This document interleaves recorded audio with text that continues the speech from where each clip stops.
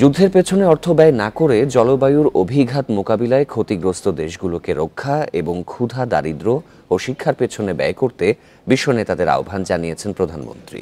সকালে জাতিসংঘ শান্তিরক্ষী দিবসের অনুষ্ঠানে যোগ দিয়ে সংঘাত নয়, আলোচনায় সমস্যা সমাধানের পথ খোঁজার পরামর্শ তার। সেনাবাহিনীর একটি নতুন হেলিকপ্টার ইউনিট যুদ্ধ ও প্রাকৃতিক দুর্যোগে বিপর্যস্ত দেশগুলোতে শান্তি ফেরানো ও মানবিক সহায়তা দিতে 4 দশক ধরে জাতিসংঘ শান্তি মিশনে কাজ করছে বাংলাদেশের শান্তিরক্ষা বাহিনী। এখন 13টি দেশে তাদের সংখ্যা 6092 জন। সেই মিশনে বাংলাদেশ সহ অন্যান্য দেশের শান্তিরক্ষীদের অসামান্য অবদান স্মরণে প্রতি বছরই পালন করা হয় জাতিসংঘ শান্তিরক্ষী দিবস। বঙ্গবন্ধু আন্তর্জাতিক সম্মেলন কেন্দ্রে এ অনুষ্ঠানে যোগ দেন প্রধানমন্ত্রী। এ সময় সম্মাননা তুলে দেন 3 আহত শান্তিরক্ষীকে। পরে নিজ বক্তব্যে শান্তিরক্ষীরা প্রশংসার সঙ্গে দায়িত্ব পালন করছে উল্লেখ করে প্রধানমন্ত্রী জানান, বিশ্বে শান্তি প্রতিষ্ঠায় বাংলাদেশ এখন রোল মডেল। সবথেকে বেশি দাবি আসছে নারী শান্তিরক্ষীদের প্রেরণ করবার, এবং জাতিসংঘের সেক্রেটারি জেনারেল নিজেই আমাকে এটা বলেছেন যে আমরা যেন আরও বেশি করে নারী শান্তিরক্ষী প্রেরণ করি। বিশ্বের বিভিন্ন দেশে চলমান যুদ্ধ মানবজাতির কোনো কল্যাণ বয়ে আনছে না বলে আবারও স্মরণ করিয়ে দেন সরকার প্রধান।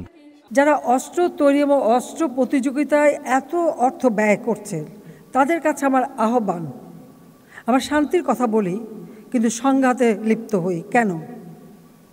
এই যে অর্থ ব্যয় হচ্ছে, এই অর্থ যদি এই যে ক্ষুধার্ত মানুষের আহারের ব্যবস্থা, শিক্ষার ব্যবস্থা, চিকিৎসার ব্যবস্থা করা হতো, তাহলে এই পৃথিবীতে শান্তি প্রতিষ্ঠিত হতো, মানুষের জীবন মান উন্নত হতো, মানুষ সুন্দরভাবে বাঁচতে পারত।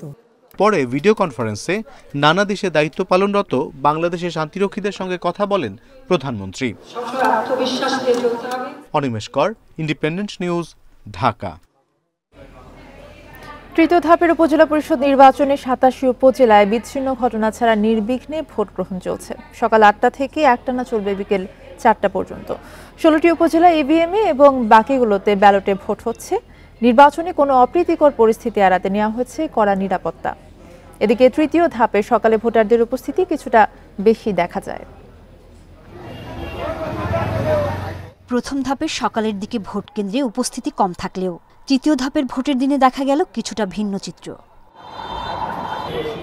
পছন্দের প্রার্থীকে বেছে নিতে বুধবার সকাল থেকেই কেন্দ্রে আসতে থাকেন ভোটাররা। ভোট দেওয়ার অপেক্ষায় লাইনে দাঁড়িয়ে নারী পুরুষ। বিচ্ছিন্ন কিছু ঘটনা ছাড়া ভোটের সার্বিক পরিবেশ নিয়ে সন্তোষ জানিয়েছেন ভোটাররা। ইভিএমে নির্বিঘ্নে ভোট দিতে পেরে খুশি বলেও জানান অনেকে। শত যোগ্য প্রার্থীকে নির্বাচিত করতে চান তারা। মনোনীতকে আমি 3টে ভোট দেওয়ার আছে, বিধান আছে, আমি 3টে ভোট 3 জনকে দিয়ে দিলাম। এদিকে সুষ্ঠু ভোট হলে জয়ের ব্যাপারে আশাবাদী প্রার্থীরা।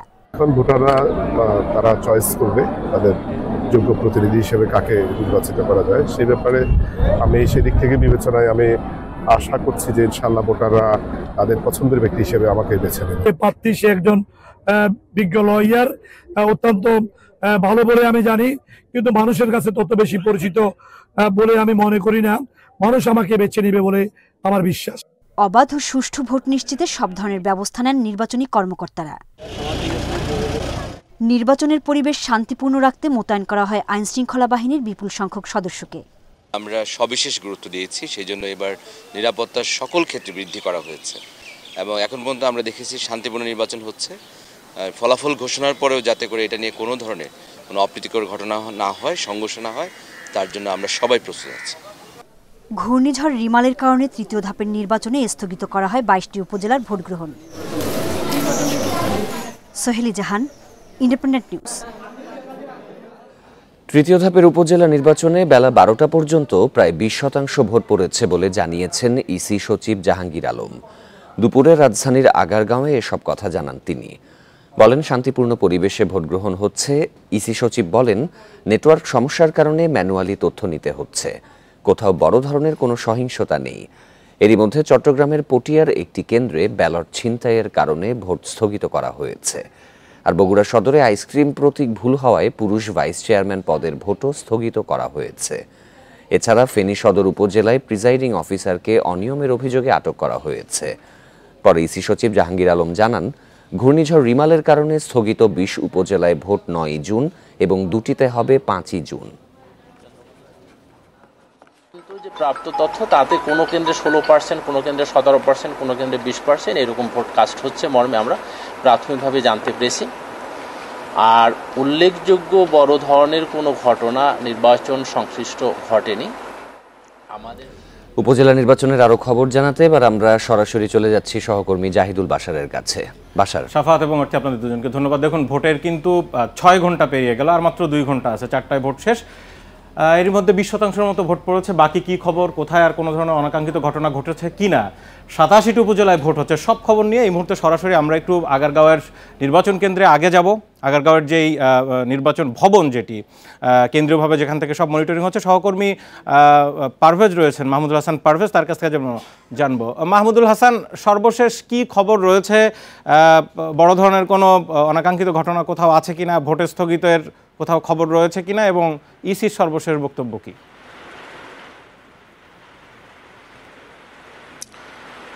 দেখেন, এর আগে যে নির্বাচনগুলো ছিল, বিশেষ করে প্রথম দফা এবং দ্বিতীয় দফা, সেখানে দেখতাম যে আমরা 2 ঘন্টা পর পর নির্বাচনী কত শতাংশ আসলে ভোট পড়েছে বা কাস্টিং হচ্ছে সেটি কিন্তু আমরা জানিয়ে দিতে পারতাম।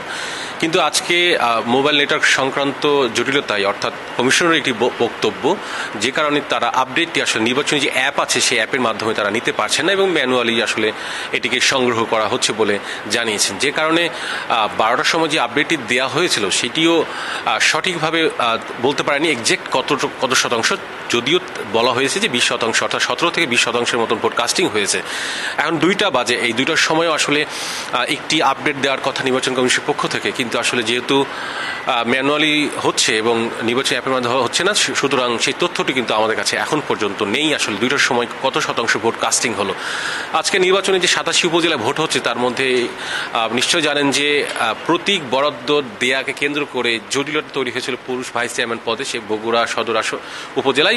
সেখানে সেই পদের ভোট বন্ধ করে দেওয়া হয়েছে এবং সেখানে রিটার্নিং কর্মকর্তা যিনি আছেন, আসলে তার ভুলেই মূলত এই নির্বাচনের জটিলতা তৈরি হয়েছে। তিনি প্রতীক যে বরাদ্দ দিয়েছিলেন সেই প্রতীকটি আসলে নয়, যে কারণে আসলে সেখানে ভোট বন্ধ করে দেওয়া হয়েছে এবং রিটার্নিং কর্মকর্তাকে সাময়িক বরখাস্ত করা হয়েছে। এছাড়া একটি বিষয়, সেটি হচ্ছে দিন শেষে ভোট কাস্টিং কত হতে পারে এটি আসলে ধারণা করতেই পারি যে আমরা যে প্রথম দফায় যেখানে আমরা 36% দেখেছিলাম, দ্বিতীয় দফায় 38% দেখেছিলাম, সুতরাং ধারণা করা যেতে পারে যে এই দফায়ও আসলে সেই 30-40-এর মধ্যেই ভোট কাস্টিং হতে পারে। মাহমুদুল হাসান পারভেজ, একটা বিষয় একটু জানতে চাই, গুরুত্বপূর্ণ প্রশ্ন। নোয়াখালীর কোম্পানিগঞ্জে সড়ক পরিবহন ও সেতুমন্ত্রী ওবায়দুল কাদেরের ছোট ভাই ভোট বর্জন করেছেন। অভিযোগ তারই ইমিডিয়েট বড় ভাইয়ের বিরুদ্ধে, এবং মূল অভিযোগ হচ্ছে তার এজেন্ট বের করে দেওয়া হচ্ছে, ভোট কেন্দ্রে অনিয়ম করে প্রভাব খাটানো হচ্ছে।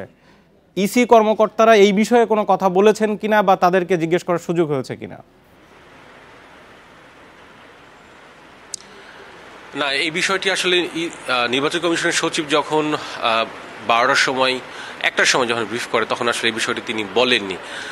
যদিও 4টার পর প্রধান নির্বাচন কমিশনার ব্রিফ করবেন তখনই হয়তো এটি বলবেন, অথবা গণমাধ্যম কর্মীদের কাছ থেকে হয়তো প্রশ্ন আসতে পারে। তবে এই নিয়ে নির্বাচন কমিশনের পক্ষ থেকে কোনো বক্তব্য নেই। জি, আপনি থাকুন আমাদের সাথে আরো সহকর্মীরা যুক্ত হয়েছেন নোয়াখালী এবং চট্টগ্রাম থেকে। আমরা একে একে যাবো সেখানে। শুরুতে একটু চট্টগ্রামে যেতে চাই, এরপরে নোয়াখালী আসবে। আলমগীর সবুজ রয়েছেন চট্টগ্রামের একেবারে আনোয়ারা, পটিয়া, চন্দনাইশ এবং বোয়ালখালী 4টে উপজেলায় কিন্তু এই মুহূর্তে ভোট হচ্ছে। পটিয়াতে ব্যালট পেপার ছিনতাইয়ের একটি অভিযোগ ঘটেছে এবং আনোয়ারায় প্রতিপক্ষের মধ্যে মারামারির ঘটনা ঘটেছে। বাকিটা আপনি বলবেন, আর সর্বশেষ ভোটার উপস্থিতি কেমন দেখা যাচ্ছে?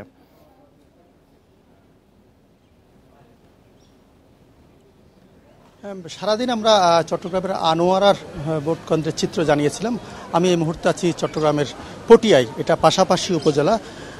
আপনি যেমনটা বলছিলেন, সকাল থেকে আসলে সঠিকভাবে ভোট গ্রহণ শুরু হয়েছে, কিন্তু কিছুক্ষণ ভোট গ্রহণের পরে চট্টগ্রামের পটিয়ায় আসলে একটা কেন্দ্রে ভোট ব্যালট পেপার ছিনতাইয়ের ঘটনা ঘটে। এরপরে কেন্দ্রটি আপাতত আসলে ভোট গ্রহণ বন্ধ রাখা হয়েছে। এবং অন্যদিকে আপনি যেমনটা বলছিলেন, চট্টগ্রামের আনোয়ারায় বেশ কয়েকটি কেন্দ্রে আসলে গোলযোগ হয়েছে। বিশেষ করে আখতারুজ্জামান সরকারি প্রাথমিক বিদ্যালয় যে কেন্দ্র আছে, সেখানে আসলে উভয় পক্ষের মারামারিতে দুজনের মাথা ফেটে গেছে এবং আরও দুইটা কেন্দ্রে মারামারি হয়েছে এবং পাল্টা দেওয়া হয়েছে। এবং এই দুইটা কেন্দ্র কিছুক্ষণ ভোট গ্রহণ বন্ধ ছিল, পরে সেটা আবার চালু হয়েছে পুনরায়। এবং যেটা বিশেষ করে উল্লেখ করার মতো, যেটা আখতারুজ্জামান সরকারি উচ্চ বিদ্যালয় কেন্দ্র, সেটা হচ্ছে সাবেক ভূমিমন্ত্রী এবং বর্তমানের যে আনোয়ারের সংসদ সদস্য সাইফুজ্জামান চৌধুরী জাভেদের ওনার বাড়ি আসলে সেই কেন্দ্রে গোলযোগের কারণে দুই পক্ষের মারামারির কারণে অনেকক্ষণ ভোট গ্রহণ বন্ধ ছিল।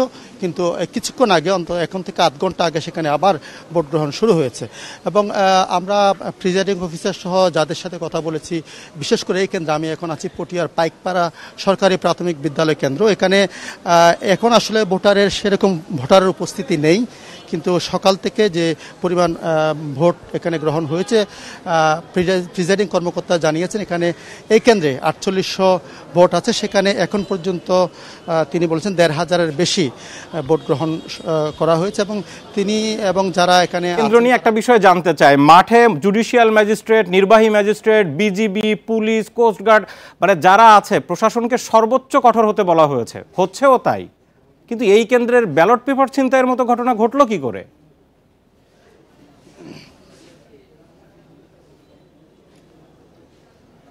আমরা আসলে যারা মাঠে আছেন, আইন শৃঙ্খলা রক্ষাকারী বাহিনী, তারা আমাদেরকে যেটা বলেছেন, আসলে এটা অনাকাঙ্ক্ষিত ঘটনা বলেছেন। তারা বলছেন সেটা দ্রুততার সাথে তারা নিয়ন্ত্রণে এনেছেন এবং যারা দোষী এটার সাথে জড়িত তাদেরকে খুঁজে বের করার চেষ্টা করছি। কিন্তু আমরা আসলে বিভিন্ন জায়গায় দেখেছি যে বিজেপির আমরা টহল দেখেছি, পুলিশের উপস্থিতি দেখেছি এবং ম্যাজিস্ট্রেটকেও আমরা দেখেছি। এবং পটিয়াতে আমরা দেখেছি, এখানে চট্টগ্রামের জেলা প্রশাসক এখানে এসেছেন এই ঘটনার পরে। মোটামুটি তাদেরকে তৎপরতা দেখেছি, আর ফাঁকেও আসলে এই ধরনের ঘটনা ঘটছে। এবং পটিয়াতে এটা ছাড়া আনোয়ারা কিন্তু বেশ গোলযোগ হয়েছে অনেক কেন্দ্রে। এবং মোটামুটি যেটা বলা চলে যে আসলে আগের যে দুই ধাপের যে নির্বাচন হয়েছে, সেখানে ভোটার উপস্থিত ছিল না। কিন্তু এবার আসলে ভিন্নতা দেখতে পাচ্ছি এই তৃতীয় ধাপে বিশেষ করে আনোয়ারা আমরা অনেক ভোটারের উপস্থিতি দেখেছি। পটিয়াতে আমরা যেটা খবর পেয়েছি, এখানে সকাল থেকে ভোটারের উপস্থিতি সন্তোষজনক ছিল, যদি এই মুহূর্তে আসলে ভোটার। আলমগীর সবুজ, আপনাকে অনেক ধন্যবাদ। চট্টগ্রাম থেকে জানাচ্ছিলেন তিনি। এবার আমরা সরাসরি একটু নোয়াখালীতে আসবো। সহকর্মী খালেদ রায়হান রয়েছেন। খালেদ রায়হান, এখন পর্যন্ত এখন পর্যন্ত যে 3টি ধাপের ইলেকশন হচ্ছে, তার মধ্যে ভোট বর্জনের ঘটনা কিন্তু খুব একটা নেই। কোম্পানিগঞ্জে এটি হয়েছে। এখন সর্বশেষ সেখানকার পরিস্থিতি কি? আর অন্যান্য যেগুলো, বেগমগঞ্জে নির্বাচন হচ্ছে, নোয়াখালী সদরেও নির্বাচন হচ্ছে, জানাবেন সব মিলিয়ে। দেখুন, এই যে কোম্পানিগঞ্জ, সেখানে সব মিলিয়ে 87টি কেন্দ্র রয়েছে, যার মধ্যে আমি প্রায় 20টি কেন্দ্রে গিয়েছি। ভোটার উপস্থিতির কথা যদি বলতে চাই, উপস্থিতি কিন্তু বেশ খানিকটা কম। আমি এখন যেই কেন্দ্রটিতে রয়েছি, এই কেন্দ্রে সব মিলিয়ে 2900 ভোটার রয়েছে, যার মধ্যে প্রিজাইডিং অফিসার আমাকে নিশ্চিত করেছেন যে সব মিলিয়ে এখন পর্যন্ত 2টা পর্যন্ত প্রায় 1400 ভোট তারা এখানে পেয়েছেন। কিন্তু আমি এখানে প্রায় 1 ঘন্টা ধরে আছি, এখানে আমি আসলে 1 ঘন্টায় তেমন ভোটার উপস্থিতি দেখতে পাইনি। আরেকটি বিষয় হচ্ছে, আপনি জানতে চেয়েছেন যে আসলে ভোট বর্জনের ঘটনা। এখানে শাহাদাত হোসেন, যিনি বেশি আলোচিত, ওবায়দুল কাদের সাহেবের যিনি ছোট ভাই, তিনি যে অভিযোগটি করেছেন, তিনি যেই কেন্দ্রের ভোটার, তিনি অভিযোগ করছেন তার ভোটটি অন্য কেউ দিয়ে ফেলেছেন। এমনটি লিখিত অভিযোগ তিনি কিন্তু রিটার্নিং কর্মকর্তা বরাবর লিখেছেন। এবং তিনি সহ আরও একজন প্রার্থী, 2জন মোট চেয়ারম্যান প্রার্থী, তারা কিন্তু ইতিমধ্যেই ভোট বর্জন করেছেন এবং তারা বেশ কিছু অভিযোগ এনেছেন প্রিজাইডিং কর্মকর্তা বা পোলিং এজেন্টকে আসলে তাদেরকে প্রবেশ করতে দেওয়া হচ্ছে না। তবে আমরা যে সকল কেন্দ্রে গিয়েছি, সে সকল কেন্দ্রে গিয়ে আমরা দেখেছি এবং কেন্দ্রের প্রিজাইডিং অফিসাররা বলছেন তাদের পোলিং এজেন্টরা অনেকেই আসেইনি এবং কিছু কিছু কেন্দ্রে তারা পোলিং এজেন্ট যারা এসছেন, তারা দুপুরের পর, আর তারা কিন্তু যখন ভোট বর্জনের ঘোষণা দেওয়া হয়েছে তারপরই তারা কিন্তু আর সে সকল কেন্দ্রে তারা কিন্তু উপস্থিত হননি। এখন একেবারেই বলা যায় 2টার পর একেবারে লাঞ্চ টাইম, অনেকেই যারা আসেন তারা আসলে সকালে এসেছেন এবং অনেকে হয়তো। খালেদ রায়হান, প্রার্থীর যে অভিযোগ, এইটার প্রাথমিক জবাব তো জেলা ম্যাজিস্ট্রেট অর্থাৎ জেলা প্রশাসক এবং পুলিশ সুপারকে দেওয়ার কথা, কারণ তারাই তো ওভারঅল দেখভাল করছেন সেখানে। তারা কি বলেন? তাদের সঙ্গে যখন আমার তাদের সঙ্গে যখন আসলে কথা হয়েছে তখন তারা জানিয়েছিলেন যে লিখিত অভিযোগটি তারা তখনও পাননি, তবে লিখিত অভিযোগ পাওয়ার পরে সেই বিষয়ে তারা ব্যবস্থা নেবেন। যদিও তিনি নিশ্চিত করে আমাকে রিটার্নিং কর্মকর্তা, জেলা প্রশাসক এবং পুলিশ সুপার তিনজনই নিশ্চিত করে বলেছেন যে তারা এখন পর্যন্ত এইরকম কোনো অভিযোগের সত্যতা পাননি। একটি কেন্দ্রে তারা পেয়েছিলেন, সেই কেন্দ্রটিতে তারা সঙ্গে সঙ্গে সে ব্যবস্থা নিয়েছেন, সেই পোলিং এজেন্টকে আবার সেখানে প্রবেশ করার চেষ্টা করেছেন, ব্যবস্থা করেছেন। এরকম সুস্পষ্ট অভিযোগ যদি তারা পান এবং সেই প্রেক্ষিতে তারা ব্যবস্থা নেবেন বলে তারা বলেছেন। একটি বিষয় একটু জানিয়ে রাখি, যেই শাহাদাত হোসেন যিনি আসলে ভোট বর্জন করেছেন এবং তিনি যেটি জানিয়েছেন যে তার যে বড় ভাই যিনি পৌরসভা মেয়র, তার যিনি দলবলের লোক বা কর্মীরা রয়েছেন তারাই মূলত এই কাণ্ডটি ঘটিয়েছে। আমরা তার সঙ্গে কিছুক্ষণ আগে কথা বলেছি, তিনিও বিষয়টি পুরোপুরি অস্বীকার করেছেন। তিনি নিশ্চিত করে বলেছেন যে তার কোনো কর্মী, তার দলীয় কোনো লোক, তারা কেউই কিন্তু আসলে এমনটি করছেন না। আর সব মিলে বলা যায় কোনো সহিংস ঘটনা এখন পর্যন্ত না ঘটলেও 2 জন চেয়ারম্যান পদপ্রার্থী এবং 1 জন ভাইস চেয়ারম্যান নারী পদপ্রার্থী তারা কিন্তু ভোট বর্জন করেছে। সহিংসতা না ঘটলেও ভোটার উপস্থিতি তুলনামূলকভাবে বেশ কমই দেখা যাচ্ছে। জি, খালেদ রায়হান নোয়াখালী থেকে এবং চট্টগ্রাম থেকে সহকর্মী আলমগীর সবুজ ছিলেন, আপনারা জানাচ্ছিলেন সেখানকার সর্বশেষ খবরাখবর। আমি এখন সরাসরি প্রধান স্টুডিওতে ফিরে যাচ্ছি। ৭,৫০০-এর মতো ভোট কেন্দ্রে ভোট হচ্ছে আজকে। 2-1টি কেন্দ্রে অনাকাঙ্ক্ষিত ঘটনা ছাড়া মোটামুটি প্রশ্ন ছাড়াই একেবারে সুষ্ঠু ভোট হচ্ছে এখন পর্যন্ত, যেটা আমরা জানতে পেরেছি। অনেক ধন্যবাদ আপনাকে। সহকর্মী জাহিদুল বাশার জানাচ্ছিলেন ভোটের খবরাখবর। যাচ্ছি অন্য প্রসঙ্গে। সাবেক আইজিপি বেনজির আহমেদ ও তার পরিবারের বিদেশি সম্পদের খোঁজে বাংলাদেশ ফিনান্সিয়াল ইন্টেলিজেন্স ইউনিট BFIU-কে চিঠি দিয়েছে দুদক। সরকারি সংস্থাটির উপপরিচালক হাফিজুর রহমান এই চিঠি পাঠান। দুদক জানায়, যুক্তরাষ্ট্র, সংযুক্ত আরব আমিরাত, মালয়েশিয়া সহ বেশ কয়েকটি দেশে শত শত কোটি টাকা পাচার করার অভিযোগ আছে বেনজির আহমেদ ও তার পরিবারের। তবে কত টাকা কোন চ্যানেলে পাচার করেছে বা আসলেই পাচার হয়েছে কিনা তা জানতে BFIU-কে এই চিঠি দিয়েছে দুদক। আইজিপি বেনজির আহমেদকে 6 জুন জিজ্ঞাসাবাদের জন্য তলব করেছে সংস্থাটি, আর 9 জুন তার স্ত্রী এবং মেয়েকে তলব করেছে দুদক। এরই মধ্যে তাদের নামে থাকা স্থাবর সম্পদ জব্দ করার আদেশ দেয় আদালত। একই সঙ্গে তাদের ব্যাংক হিসাবও জব্দ করা হয়।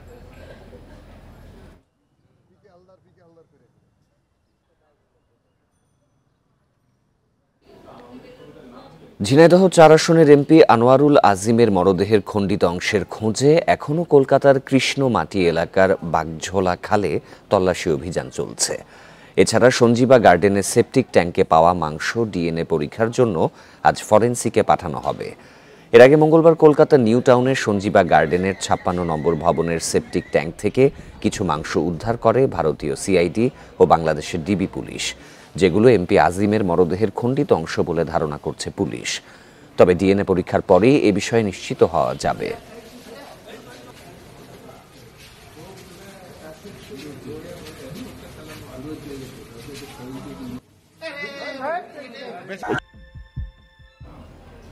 DNA টেস্টের জন্য নিহত সংসদ সদস্য আনোয়ারুল আজিমের মেয়ে মুমতারিন ফেরদৌস ডরিনকে আনুষ্ঠানিকভাবে কোনো কিছু জানানো হয়নি। সকালে ঝিনাইদহের কালীগঞ্জে এমপির বাসভবনের সামনে সংবাদ সম্মেলনে এই কথা জানান তিনি। ভিসা হাতে পেলে আজ বা আগামীকাল সকালে কলকাতায় যাবেন এমপি কন্যা ডরিন। দিয়ে দেওয়ার কথা ছিল যে ওরা একটা আমাকে টেক্সট করলে আমি দেন পাসপোর্টটা রিসিভ করব। ওই টেক্সটটা এখনো পর্যন্ত আমি পাইনি, তো ওটা হয়তো আজকের মধ্যে আমি পেয়ে যাব। DNA টেস্টের যে ব্যাপারটা বললেন, এটা আমার সাথে এখনো পর্যন্ত এরকম কোনো কথা হয়নি। তবে যেটা আমরা নিউজে দেখছি যে মাংসের ব্যাপারটা দেখানো হচ্ছে, তো অবশ্যই ওটা DNA টেস্ট না হলে তো এটা আসলে আমরা সঠিক প্রমাণ হিসেবে তো মেনে নিতে পারবো না। অবশ্যই DNA টেস্ট করা হবে। ঘূর্ণিঝড় রিমালের আঘাতে ক্ষতিগ্রস্ত এলাকা পরিদর্শনে আগামীকাল পটুয়াখালীর কলাপাড়ায় যাচ্ছেন প্রধানমন্ত্রী শেখ হাসিনা। তার সফরকে কেন্দ্র করে সার্বিক প্রস্তুতি নিয়েছে জেলা প্রশাসন।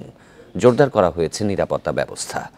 গত 26শে মে রাত থেকে 27শে মে শেষ রাত পর্যন্ত দেশের বিভিন্ন জেলার ওপর দিয়ে বয়ে যায় ঘূর্ণিঝড় রিমাল।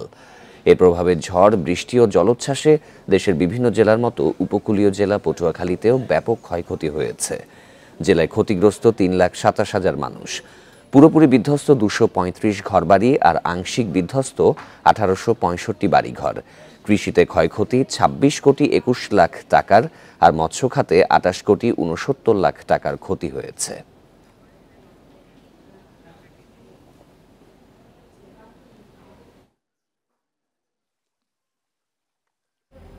ঘূর্ণিঝড় রিমালের প্রভাবে জলোচ্ছ্বাসে খুলনার কয়রা উপজেলার 7টি ইউনিয়নের বেশ কয়েকটি স্থানে বেড়িবাঁধ ভেঙে অন্তত 20টি গ্রাম প্লাবিত।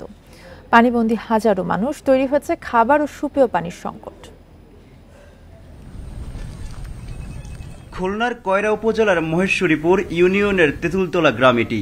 ঘূর্ণিঝড় রিমালের তাণ্ডবে বেড়িবাঁধ ভেঙে প্লাবিত হয় গ্রামটি। পানি এখনো নামেনি।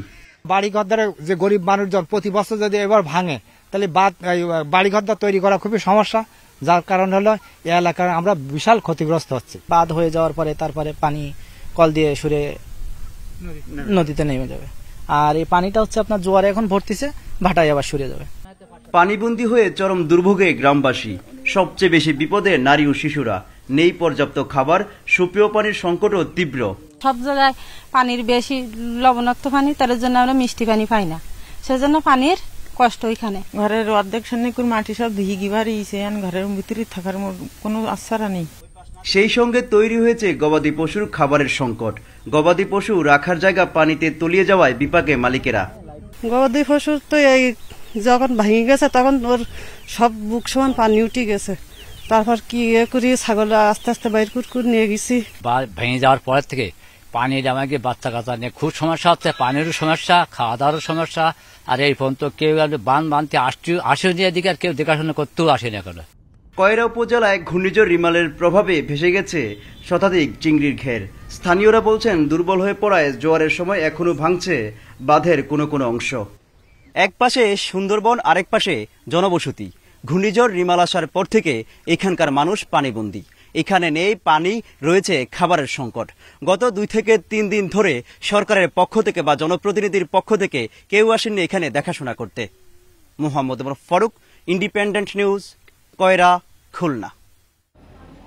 টানা বৃষ্টি আর পাহাড়ি ঢলে খাগড়াছড়ির মেরুং ও কবাখালী ইউনিয়ন ও জেলা সদরের 30 গ্রাম প্লাবিত হয়েছে। বন্যা কবলিত দীঘিনালায় ত্রাণ সহায়তা দিচ্ছে প্রশাসন।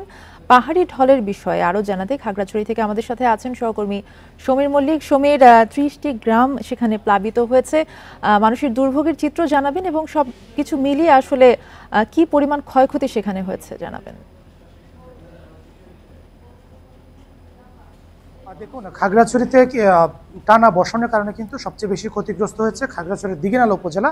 সেখানে অন্তত 25টির মতো গ্রাম কিন্তু প্লাবিত হয়েছে। এর সাথে খাগড়াছড়ি জেলা সদরে আরও 5টি গ্রাম প্লাবিত হয়েছে। কিন্তু মেরুঙের যে খবরটা আমরা কিছুক্ষণ আগে নিয়েছি, ওখানে আসলে বন্যার পানি কমে যাওয়ার সাথে সাথে কিন্তু এখানে মানুষ বাড়ি ফিরতে শুরু করেছে।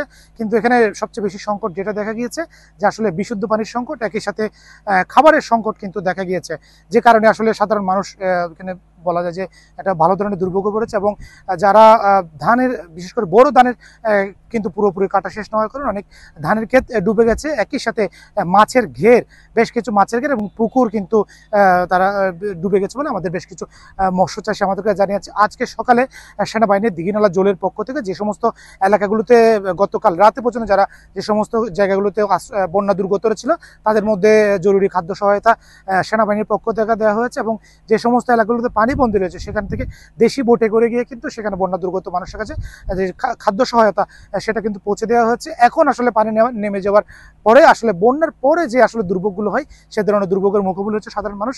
এবং আপনাকে একটা বিষয় জানিয়ে রাখি, গতকাল থেকে শুরু করে আজকে পর্যন্ত প্রায় 24 ঘন্টা খাগড়াছড়ির সাথে যে লংগদুর যে সড়ক যোগাযোগ, অর্থাৎ রাঙামাটির লংগদুর সাথে সারা দেশের সড়ক যোগাযোগ সেটা বন্ধ ছিল এবং এখন পর্যন্ত সেটা সেরকম অব্যাহত রয়েছে। বিশেষ করে লংগদুর সড়কের বগাপাড়া সহ বেশ কিছু এলাকায় মাটি ধসে পড়ার কারণে, পাহাড়ের যে মাটি সেটা ধসে পড়ার কারণে কিন্তু সেখানে যান চলাচল বন্ধ হয়ে যায়। সড়ক বিভাগের পক্ষ থেকে যে মাটি সরানোর কাজ সেটি শুরু হয়েছে এবং মাটি সরানো শেষ হলে কিন্তু যান চলাচল আবার নতুন করে শুরু হবে। এবং একই সাথে গতকালকে যে সমস্ত পর্যটকরা সাজেকে আটকা পড়েছিল, বিশেষ করে সাজেকের ঘূর্ণিঝড় রিমালের তাণ্ডবের পর ভারী বৃষ্টি ও ভূমিধসে ভারতের উত্তর পূর্বাঞ্চলে 4 রাজ্যে প্রাণহানি বেড়ে 37 জনে দাঁড়িয়েছে। এখনও নিখোঁজ রয়েছে অনেকে। এই অঞ্চলে সবচেয়ে বেশি ক্ষতিগ্রস্ত হয়েছে মিজোরাম। এখানেই মারা গেছে 27 জন। রোববার রাতে ঘূর্ণিঝড় রিমাল আঘাত হানার পরে বিপর্যস্ত ভারতের উত্তর পূর্বাঞ্চল। 4 রাজ্যে বেড়ে চলেছে হতাহতের সংখ্যা। সবচেয়ে বেশি ক্ষতিগ্রস্ত হয়েছে মিজোরাম। সর্বোচ্চ প্রাণহানি হয়েছে এখানে এবং মৃতের সংখ্যা আরও বাড়বে বলে আশঙ্কা কর্তৃপক্ষের। এর মধ্যে রাজ্যটির আইজল জেলায় একটি পাথরের খনি ধসে 21 জনের মৃত্যু হয়। আশ্রয়কেন্দ্রে আশ্রয় নিয়েছে কয়েক হাজার মানুষ। ভারী বৃষ্টি আর ঝোড়ো বাতাসে আসামে মারা গেছে 4 জন, আহত হয়েছে 18 জন। এছাড়া নাগাল্যান্ড এবং মেঘালয়ে হতাহতের ঘটনা ঘটেছে। ত্রিপুরায় হতাহতের ঘটনা না ঘটলেও ঘর ছাড়তে বাধ্য হয়েছে 7 শতাধিক বাসিন্দা। ভারী বৃষ্টির কারণে উত্তর পূর্ব ভারতের বিভিন্ন জায়গায় ভূমিধসের ঘটনা ঘটেছে। বৃষ্টি, দমকা বাতাস, ভূমিধস, গাছ ও বৈদ্যুতিক খুঁটি উপড়ে পড়ার পাশাপাশি বিদ্যুৎ বিচ্ছিন্ন রয়েছে বহু পরিবার। ইন্টারনেট পরিষেবাও ব্যাহত হয়েছে। একই সঙ্গে এই অঞ্চলের 8টি রাজ্যে সড়ক ও রেল যোগাযোগ ক্ষতিগ্রস্ত হওয়ায় স্বাভাবিক জীবনযাত্রা স্থবির হয়ে পড়েছে। Sadia Afrin, independent news. ঝুঁকিপূর্ণ বাণিজ্যিক ও আবাসিক ভবনগুলো পর্যায়ক্রমে পরিদর্শন করা হবে। এক্ষেত্রে বাণিজ্যিক ভবনগুলো অগ্রাধিকার পাবে বলে জানিয়েছেন প্রধানমন্ত্রীর বেসরকারি শিল্প ও বিনিয়োগ উপদেষ্টা সালমান এফ রহমান। দুপুরে সচিবালয়ে কারখানা, শিল্প ও বাণিজ্যিক প্রতিষ্ঠানে দুর্ঘটনা রোধ ও নিরাপদ কর্মপরিবেশ নিশ্চিত বিষয়ক জাতীয় কমিটির সভা শেষে এই তথ্য জানান তিনি। সালমান এফ রহমান বলেন, নিয়ম নীতি মানতে দেশের 10,000 কারখানা পরিদর্শন করে প্রথম 5,000 কারখানাকে সতর্ক করা হয়েছে। তাদের মধ্যে 4টি কারখানাকে বন্ধ করে দেওয়া হয়েছে। বাকি 5,000 কারখানাকেও সতর্ক করা হবে। তিনি বলেন, পর্যায়ক্রমে আরও কারখানা পরিদর্শন করা হবে। তবে এখন থেকে নতুন কারখানাগুলো ডিসি কমিটির পরিবর্তে সংশ্লিষ্ট কর্তৃপক্ষ যাবতীয় অনুমতি, তদারকি, দেখভাল করবে। বিল্ডিং কোড বাস্তবায়নে গণপূর্ত মন্ত্রণালয় আরও সচেষ্ট হতে হবে। রাজধানীর পার্কিংয়ের জায়গাগুলো শুধু পার্কিংয়ের জন্যই সংরক্ষণ করতে হবে বলেও জানান সালমান এফ রহমান।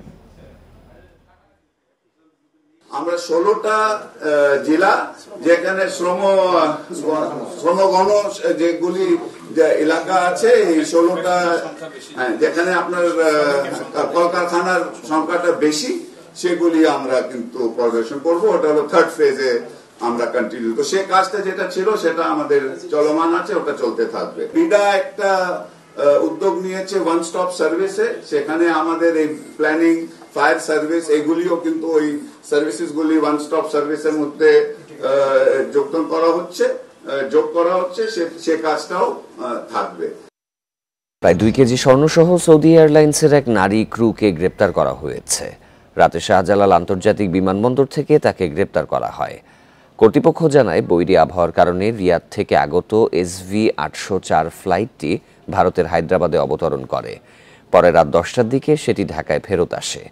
এ সময় গোপন তথ্যের ভিত্তিতে যৌথ অভিযান চালায় APBN, শুল্ক গোয়েন্দা ও NSI। কাস্টমস গ্রিন চ্যানেলে তল্লাশি করা হয় ক্রু রোকেয়া খাতুনকে। এ সময় তার কাছ থেকে 11টি স্বর্ণের বার, 8টি স্বর্ণের চুড়ি ও একটি চেইন পাওয়া যায়, যার ওজন 1968 গ্রাম। পরে রোকেয়া খাতুনের বিরুদ্ধে বিমানবন্দর থানায় বিশেষ ক্ষমতা আইনে মামলা দায়ের করা হয়।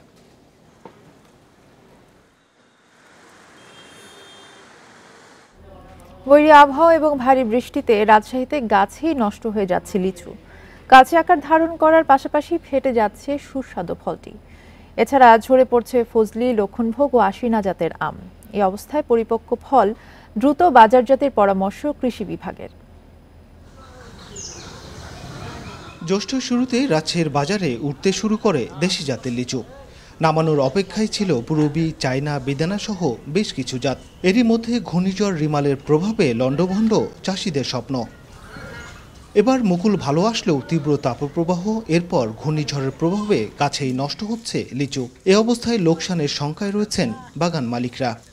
গাছে ফল ছিল, কিন্তু বর্তমানে তাপদহে লিচু একবারে পুড়ে গেছে এবং ঝড়ে অনেক সব পড়ে গেছে। নিচে তো ধরেন যে ওরা পুড়া বাদ হয়ে গেছে, তো নিচে ধরেন যে আর করার কিছু না, এগুলো ফেলে দিতে হবে। নিচে 70-80 হাজার টাকা খরচ করেছি, সেই টাকাটাও আমরা পাবো না, এবং যেটা আছে গাছে সেটাও এখন ফেটে চলে যাবে রোদের তাপে। লিচুর পাশাপাশি ঝরে পড়ছে গাছের আম। প্রাকৃতিক দুর্যোগে ক্ষতি এড়ানোর সুযোগ নেই উল্লেখ করে পরিপক্ক ফল দ্রুত বাজারজাতের পরামর্শ কৃষি বিভাগের। আমাদের কৃষকদের কাছে যে পরামর্শ হচ্ছে সেটা হলো যে আপনারা দ্রুত হারভেস্ট করবেন, হারভেস্ট করে বাজারে এটা বাজারজাত করতে হবে, এটা বিক্রি করা। তাছাড়া অন্যভাবে এটা রিকভারি, দাগটা কালো দাগ বা রিকভারি করা সম্ভব না।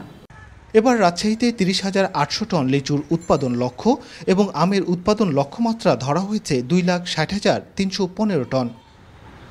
Mustafizur Rahman, Independent News, Rajshahi. আর এই ছিল এখনকার মতো বিরতিহীন ইন্ডিপেন্ডেন্ট সংবাদে। আরো বিস্তারিত জানতে চোখ রাখুন ফেসবুক, ইউটিউব এবং এক্সে। ধন্যবাদ সবাইকে।